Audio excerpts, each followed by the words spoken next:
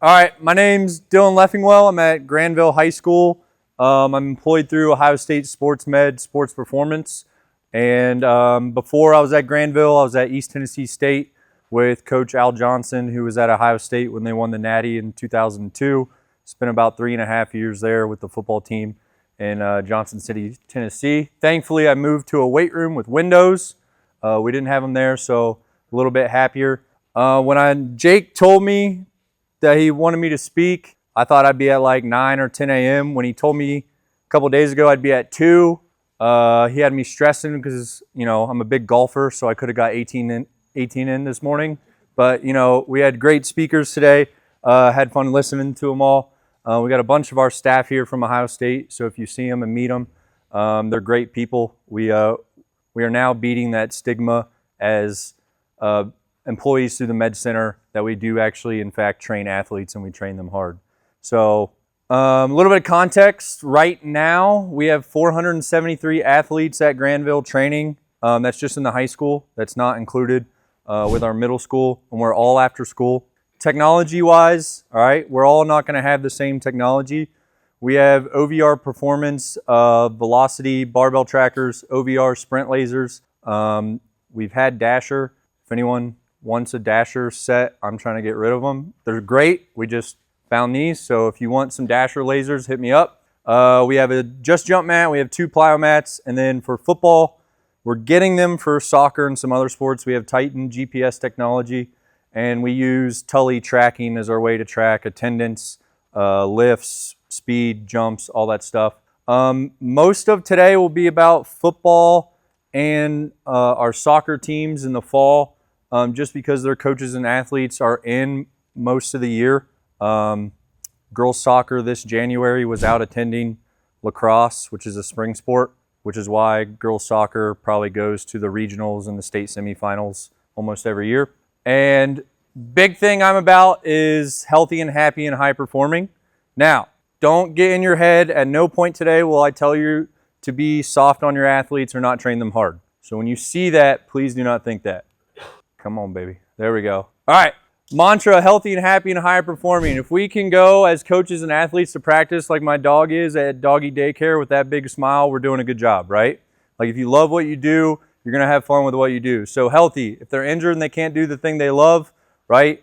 They can't play the sport, right? They get hurt in the weight room. That's even worse, right? So recovery is the basis to making gains physically, mentally, and emotionally. So recovery is a huge piece. Again, I'm not telling you to be soft and take a day off in the weight room. I'm telling you to be available for individual changes or global changes for those kids and those teams so they can be physically, mentally, and emotionally ready to go when they get on the field, court, mat, whatever it is. Happy, they signed up to play a sport they love. Always remember that. They didn't sign up for the weight room. If they did, great, right? If they're like, man, I just want to play this sport so I can go see Coach Leffmore, awesome, okay?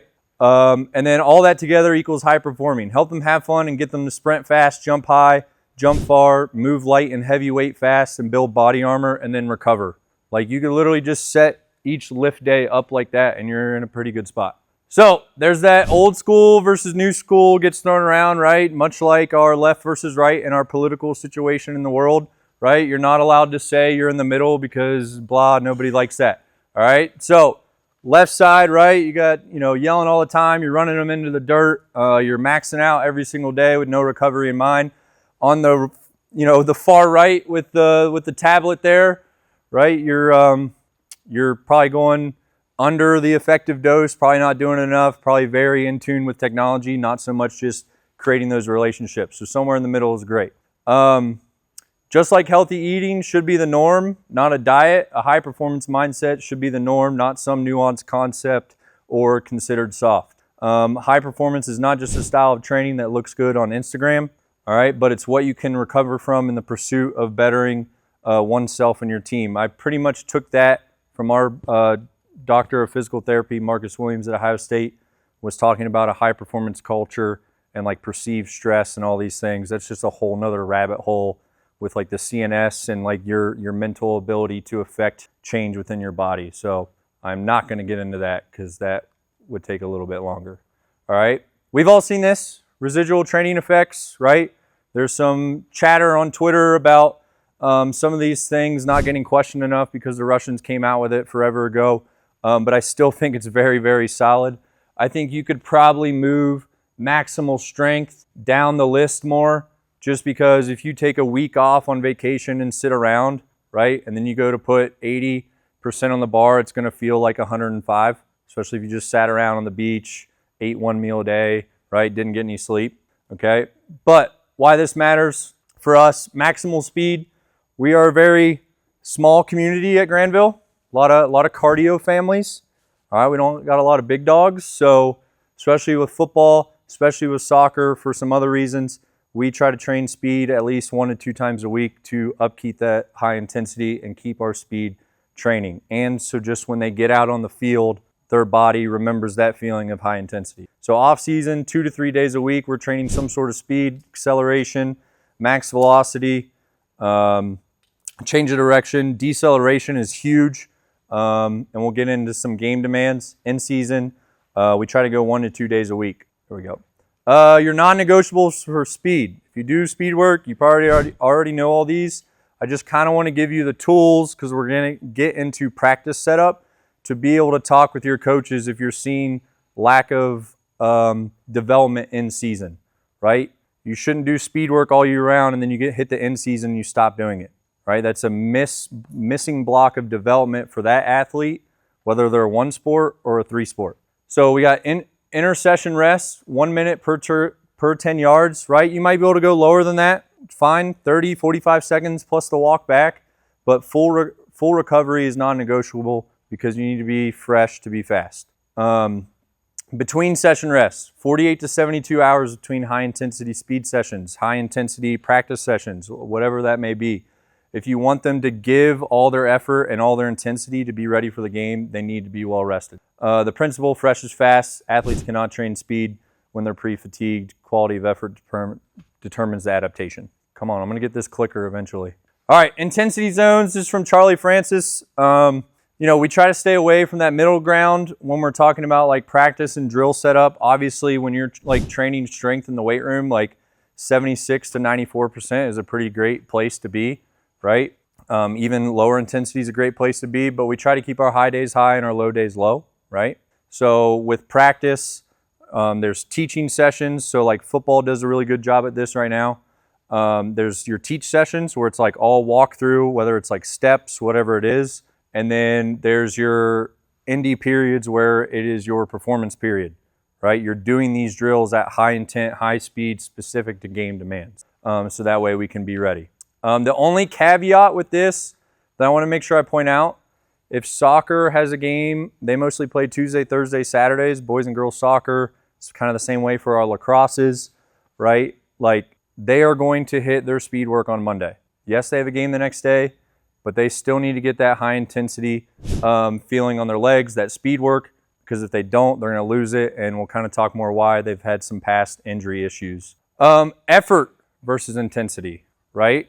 You can watch a practice, you can watch a lift be full effort, right? Everyone's tired, everybody's sweating, but you didn't even get close to that intensity that they're gonna actually need during the game. So you get this kind of vicious cycle. You know, you do conditioning that targets submax intensities for long durations, practice, maybe the lift. Athletes are under recovered because maybe you're doing it every single day. Maybe your coaches, your teams are doing it every single day. And then they get to the game, they're over fatigued, under recovered, and then you get beat to the ball, you get beat on the play, whatever it is. So then you go back and you assume that their conditioning is trash, and then you're trying to tell your coach, right? Like, no, they're tired all the time. They come to the weight room, they can't hit 70% for a triple. Like, this is not it. So it looks productive, but if it's not at that 90% like or above that intensity that you need for the game, then it's just not gonna happen. I tell our coaches all the time, I'd rather us be really fast and really strong in any sport than focus on conditioning. If I got a kid that can't goblet squat, but you're gonna go run that kid through a conditioning program out on the turf when he's lagging behind because he can't keep up because his athleticism is not high, okay? Like, we need to have better priorities. Better athletes win games. So let's make the athlete first. Not saying conditioned, like classic conditioning is not a good thing. You can use it, but I'm kind of more this end, clearly. I'm going to get this button figured out, I swear. All right, so game demands. Again, just trying to empower you. Like, you've maybe already seen these. You know these by heart. Fantastic. But use them when you talk with your coaches. It's a little small.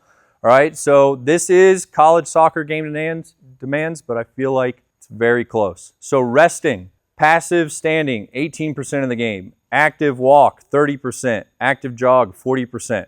That's the whole game almost. But that's what we're going to train for. We're going to jog around the field, right? We're going to jog around the soccer field and think, yes, we're getting fit, right? When the stuff that is going to make them tired is going to bring those hamstring injuries or make or break a play to get a goal, 8% is high-speed running, 3% is sprinting, and 1% is jumping. So just throw some jumps in there for them, right? And then even more so, the duration, the halves, the halftime, the overtime.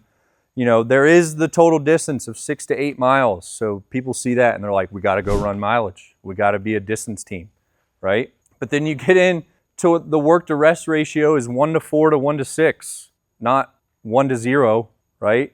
Working and no rest. High intensity efforts, 20 to 40. Average distance per sprint effort, 5 to 30 yards. Duration of sprints, 2 to 4 seconds. Change of directions, 1,300. Train those qualities. And anytime we get a new coach, I'm in the interview process now, making sure I don't hear those like code words like, you know, I'm kind of old school. Like, I'm kind of like, old school's not bad. I'm sorry. Horrible words for me to use. I apologize. But like, you know those words, like where they try to frame it where they're not the person that's just going to yell and scream and not actually teach kids why they lost and said they're just going to keep running because it's a conditioning issue. All right. I get very passionate, very worked up about it. Basketball. 63% of the game is recovery, 14% is low intensity, 11% moderate, almost 12% high intensity. So same thing, right? Know these things, be equipped for those. All right, I'm not getting that button down today. Come on, baby. All right, so football game demands. A lot of us work with football. A lot of us are football coaches. A lot of us run the weight room as well. Average play, 5.5 seconds. Average recovery, 34. Average drive, 6.3. Average series per game, you know, anywhere from 12 to 14. Time between series, 3 minutes, 20 seconds. Total time played in the game, 8 minutes. 8 minutes of activity. But we're going to go out and practice with no rest. Every drill, we're jogging everywhere. We're moving. We're not stopping. Yes, girl, it's great practice today.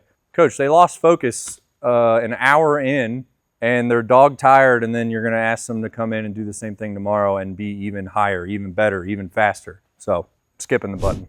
All right. In-season practice structure, so our multi-game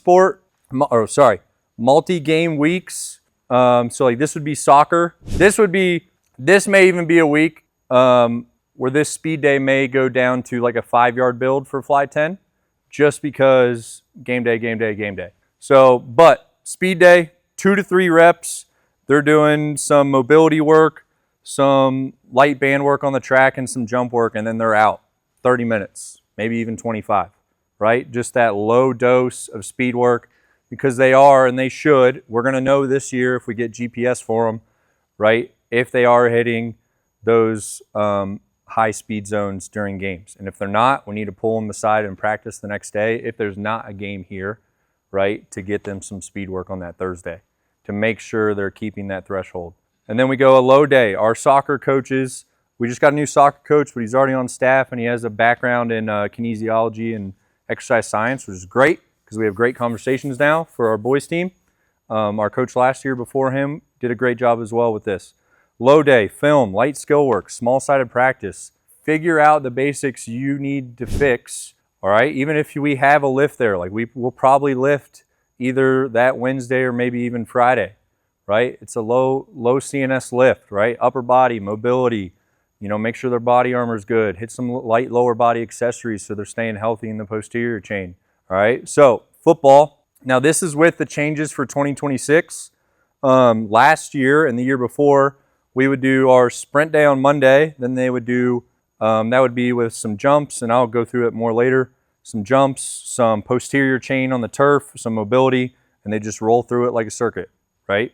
But now we're kind of switching it. You know, I was talking to coach here, like, we're going to have 100 kids on the roster for football this year, but our varsity roster is not going to be any bigger, which stinks, but that's just how it is, right? So we got feedback from them that Monday, they still didn't feel like they could do that fly 10, 20 yard, right? Get that good speed work in.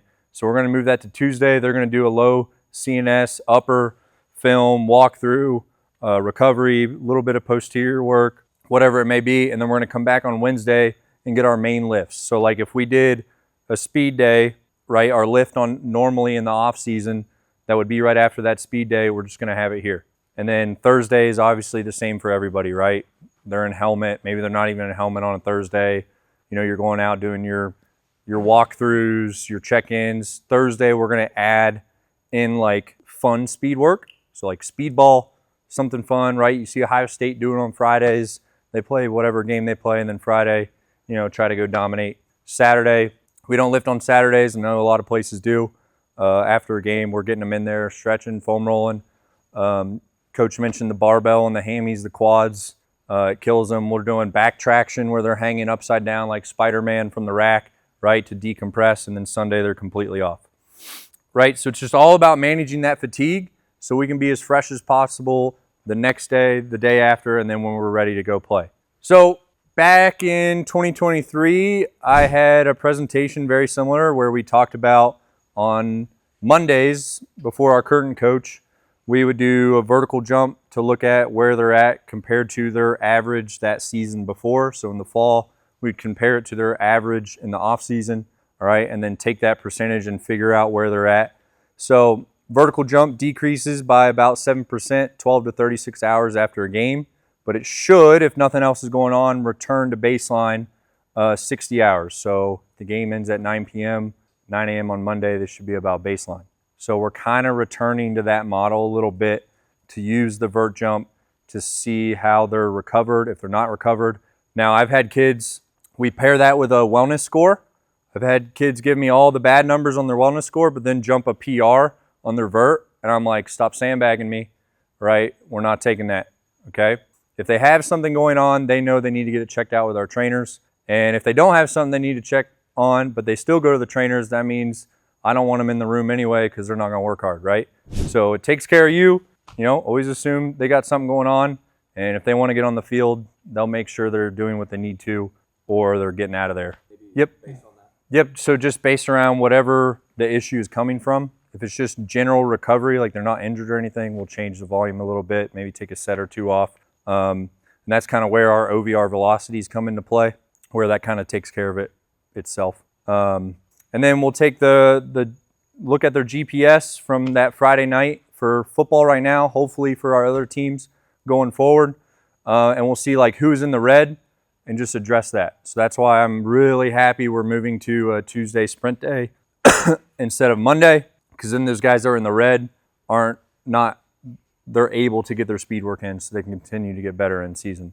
And then just from there, you know, just balance it from there. So you just kind of guided my answers there, just like change it based on where that kid is or where the whole team is globally. So like I said, we got these changes coming for 2026 football. Like I said, we're going to have 100 football players this year. So now our freshman team is just a completely separate team almost, right? Same coaching staffs. So they're going to get a low CNS. They play on Mondays. They're going to get a low CNS lift, recovery day, film on Tuesday. They're going to sprint on Thursday while the varsity and JV are watching film. So right after school, they're going to go out to the track. A lot of our kids get track spikes. We do our Fly 10 speed work in season, out of season when we can on the track, all right, because it's the fastest, most potent, all right, and they like it better. Now, if they need to, we can put it on the turf just so they can roll right into practice because freshmen aren't too quick when it comes to changing gear and all that. And then Friday, we will have them lift. We're still kind of in the planning process of that and seeing how that's going to work out. Our GPS data in action, again, this is really small, but we want to try and see our highs and lows. So like this was week 1 last year. So we got a high day on Monday. It dips down not enough for me on that Tuesday last year. All right. And then Wednesday back up. Thursday obviously way down with their load. And then obviously Friday night game is going to be pretty big. And then as far as like the view within Titan, like I think this was either after week 1 or after week 2, right? We got a lot of players in the reds. This is where, again, I'm really happy about moving to that Tuesday sprint day. As far as like our GPS data, Year 1 and 2, we kind of got some averages. So our skills group averaged high-speed yardage, 765 yards. The high was like almost 1,000 yards. Mids, 480 for the average, 740 for the high, and then bigs was 153 average, 322 for the high. And there's even more within Titan. Like this is not a thing about Titan today, but we just want to be able to visualize those highs and lows as we go forward each and every day, each and every week. There's even a chart within Titan that gives you like 3 or 4 different metrics, but one of them is a line for like performance potential, right? So obviously we would like to see that go up. If it starts to drop, I start walking into the coaching office a little bit more like, hey, we're not doing enough, or hey, we're doing too much, which again, Coach Hinton is very receptive. This is why I'm able to do this with them. So a little bit into the X's and O's, our multi-game a week sports, at least 1 speed day per week, timed, 1 lift day, basic needs only, no fluff, right? I'm not throwing in some random accessories like if we need to squat, we're going to squat, whether it's a goblet squat, front squat. I haven't got those teams into a ton of like Hatfield or safety bar squats yet. Some of them are just too small to get into the safety bar, if I'm being honest. Those things are huge. All right. So, and then a lot of times what we'll do is sprint day, lift day, and then if they have like a really hard, heavy game on Saturday or maybe even Sunday, we'll rotate like the second lift day. So it kind of changes up the schedule for them a little bit that next week. Single game for football, like I said, we're going to go at least 1 speed day. Last year we were able to do speed day on Monday, and then we did an untimed speed day on Wednesday. So if your team is very recovered and good to go on Monday, I think it's great to hit a speed day that day and then a speed day Wednesday, because then you truly get that like high-low with Tuesday, Thursday being low. And they would just do skills, 40 yards. I think they would do mids because, again, we don't have big kids. Like, I'm talking frame. Like, we can get them big, but, like, they're not. We don't have any 6'5", 6'6" O linemen, okay? So, and then the bigs would go anywhere from 20 to 25 yards, run like 2 reps, walk back, 30-second recovery, might play a game. They might play like a bear crawl position, like hand slaps, so they're getting in some contact prep there, right? Just something to fill the gap for that rest. And then we use our OVR velocities to guide weights in season. And then with football, we rotate heavy weeks and dynamic weeks to manage fatigue. And then we just adjust as needed for kids, teams, whatever it may be. Yep. Yeah, not just a dynamic thing for us. Like, and I'll get into it a little bit more with football, but yeah, we'll change that range of the speed up. That way, yeah. So yeah, like 0.4. Yeah, 0.4 to 0.6. And then based on their recovery, right? If you're feeling like trash still, your 0.4 may be 200 pounds this week. It may be 300 pounds, whatever it is. Multi-game. So again, Monday, fly 10, 20 yards, paired with like a depth jump and TheraBand walks, band pull-aparts, something to get the whole body moving. They're about to go to practice. Day 1 lift. This is not how it always looks. This is just very general, right? Might be bench press, a split squat for single leg strength, chin ups, and some posterior chain. And then the day 2 lift, RDL, hex bar. Some of those sports, like some people hate hex bar and they love RDL. Some are the opposite. So I may, it's kind of taboo. I may give them some choices there on their main lift. But once they pick it, I want them to stick with it because I want them to get stronger in season as well. Like a chest supported row with that, single arm bench, core, mobility for that day 2. Our single game football Monday, right? We're going to that vertical jump monitoring. We had a lot of weird shoulder injuries in 2024. So we started doing a lot more close grip, neutral grip bench press, single arm bench press in season. And we also got them different shoulder pads because they were buying those tiny shoulder pads that didn't cover anything, right? So, and then last year, I think we only had 1 shoulder injury, but he had that from the year before. He just never got it checked out. So close grip bench, row variation, light lower body accessories on that Monday, mobility, core work, whatever we need. Tuesday, fly 10s. I'm still probably going to give them that choice of a 5 or a 20-yard build, right? If you're dealing with something, but you still want to sprint, you still want to get some sort of stimulus, get in there and sprint. Paired with jumps, med ball throws, we might do some Nordics on the turf, paired with some mobility, and you rotate through that. And the bigs always want to sprint first. Our bigs love to sprint. I had that picture earlier. I didn't really talk about it of a kid. He was hex bar deadlifting 545. He just PR'd with like a 122, and he's like an O lineman at 300 plus pounds. So he's bringing that. He's got like a 1200 or 1100 truck stick score, momentum score. So he's moving. And then Wednesday, we'll probably go Hatfield squats, whether that's a Hatfield split squat, Hatfield box squat, later on in the season to limit that range of motion. OVR, with the OVR on that, paired with a jump, rows, chins, neck, and a pressing movement. We are always trying to get some neck work in. Although if you were at the NHSSCA clinic, Dylan Seeley blew everyone's mind talking about eye training. So we're getting into that to help with concussions. I think he put that out on YouTube, somebody was telling me. So I would definitely go watch that. More programming for football. So off season, just to give a little like back what we're doing now. January 1st to now, we started with tempo work, eccentrics, isometrics for a couple weeks, right? Get them back into the weight room. Then we did like very, very, very basic. Coach talked about it, 5-3-1. And then now we're kind of doing linear sets, 4 sets, 5 sets, 6, building up sets of 3 with the OVR, 0.4 to 0.5. So we want it heavy, just trying to build that tonnage each and every week, right? Instead of giving them a percentage, I feel great this week. I'm doing a lot more weight this week. Next week, I've got tests. Girlfriend broke up with me, whatever it is, right? I may not hit that big weight I hit last week, but I still have that intensity behind it to move something heavy. And right now, right, because I always joke that everyone thinks I'm just the speed guy at Granville. We are up almost 100 pounds in the front squat. Bench press is up 86. Hex bars up 33. Our fly 10 is also down 0.13 seconds, and we're up 30 pounds as a team right now. So the off season for me is going pretty well, and we're up 3 inches in the vert. So like I mentioned, in season, we're going to waive heavy and dynamic weeks, not really the days. So we're going to waive those. And just general, right? The weight room for a kid is very potent, so you don't have to get super technical. Like I put on here, 2 to 4 sets by 2 to 3, 0.4 to 0.6. Dynamic week, 3 to 6 by 2, 0.7 to 0.90 meters per second.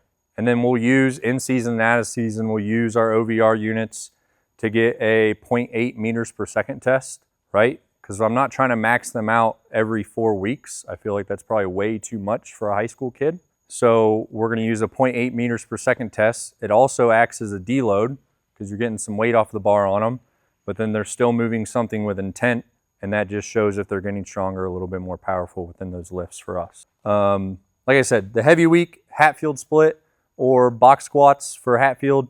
The kids just like it a lot. I love it a lot. It takes stress off their shoulders, right? Front squat, not everyone's going to love that in season. I know linemen's definitely not going to love that in season on their shoulders. Close grip like board bench. We don't have boards, but we got those ab mats from PE. We've broken a few. They're not real happy about it, but I keep using them anyway. It's almost like I think Joe Ken made that thing that attaches to the bar and the pad hits you, right? So kind of similar.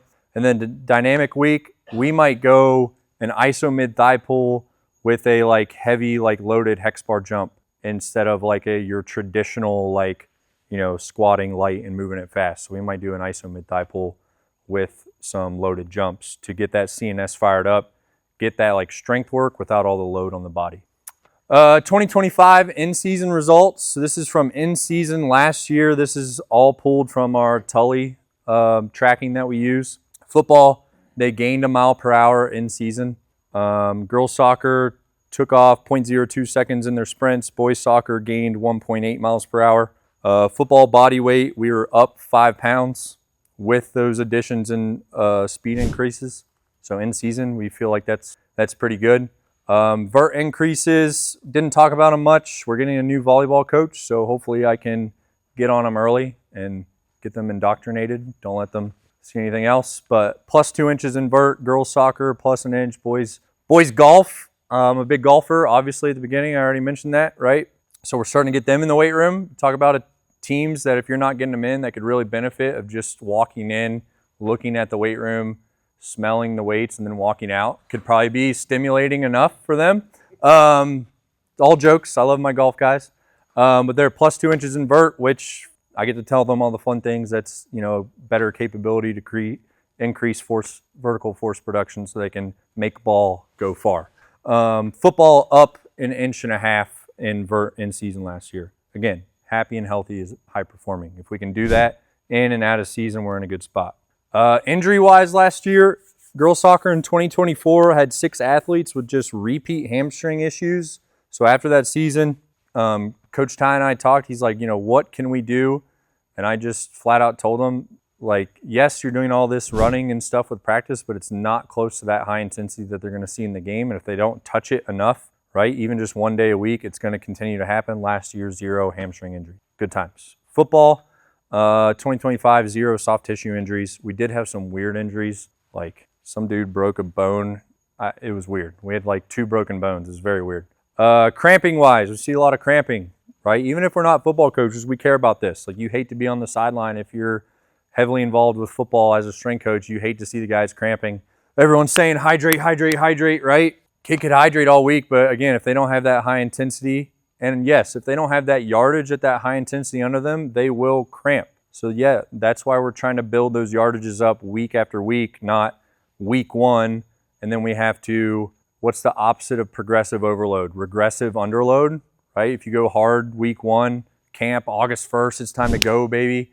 All right, and then you're having to go down week 2, right? That's not what we want.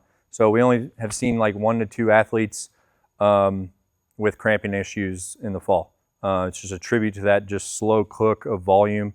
Take your worst case scenario volume, so our GPS highs, and build back from that week by week, right? Your football coach may not want to do that, but like if you can do that and you can build that work for them, or your soccer coach, like you're going to really help them out and help them design a better plan for them. Parents, sport, strength coaches, understanding there will be highs and lows physically and mentally, and then student athletes, when those kids see that you care and want them to be happy and healthy. So that's all I got. I think I got us done a little early so we can all go get some libations. Any questions? Yep. To me, we have a new baseball coach and we're kind of getting into some of this stuff, but to me, baseball and softball is a lot of what I'm doing right now, standing. So if you can train your speed and your strength even on a game day, even if it's only 20 minutes, like if you have the availability, like if whenever their bus leaves for an away game, whatever it is, if you can get them 3-4 days right after school, you can implement this very easy, or some form of it that works within your situation, like how you like to see it done. I just feel like softball hasn't got it done. They don't show up in the off season for us. So baseball is getting there. They're right now, because the weather has been nice, I think we're going to get May showers instead of April showers. But they're just right now lifting 2 days a week. And then I just try to have them, when they're warming up on Monday before a game, hit 2 home to first sprint throughs, making sure they're touching that or racing. Thanks, guys.